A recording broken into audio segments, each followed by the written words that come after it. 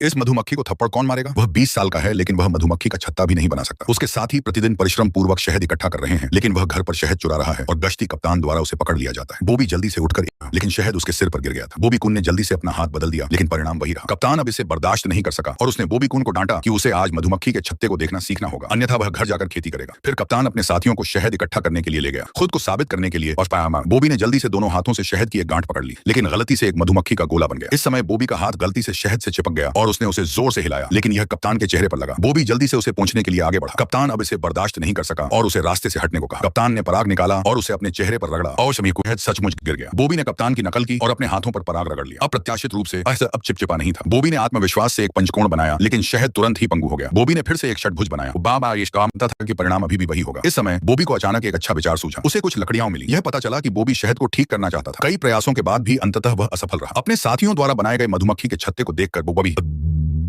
बॉबी बहुत निराश हुआ। इस समय उसने अचानक पाया कि शहद जम गया था। इससे बॉबी को कुछ याद आया, इसलिए उसने अपने पंखों का उपयोग करके सारा शहद सुखा दिया। इसी समय कप्तान अचानक निरीक्षण करने के लिए आ गया। यह देखकर बॉबी ने जल्दी से अपने परिणाम कप्तान के साथ साझा किए, लेकिन कप्तान ने इसे गंभीरता से नहीं लिया। अपनी नौकरी बचाए रखने के लिए बॉबी को मधुमक्खी का छत्ता बनाने में कड़ी मेहनत करनी पड़ी। कुछ ही समय बाद अंततः उन्होंने कार्य पूरा कर लिया। इसी समय कप्तान अपने साथियों के साथ वापस आया। अप्रत्याशित बात यह थी कि इस बार कप्तान ने बॉबी की आलोचना नहीं की, बल्कि अपने साथियों के सामने उसकी प्रशंसा की। बॉबी के प्रयासों को अंततः मान्यता मिली।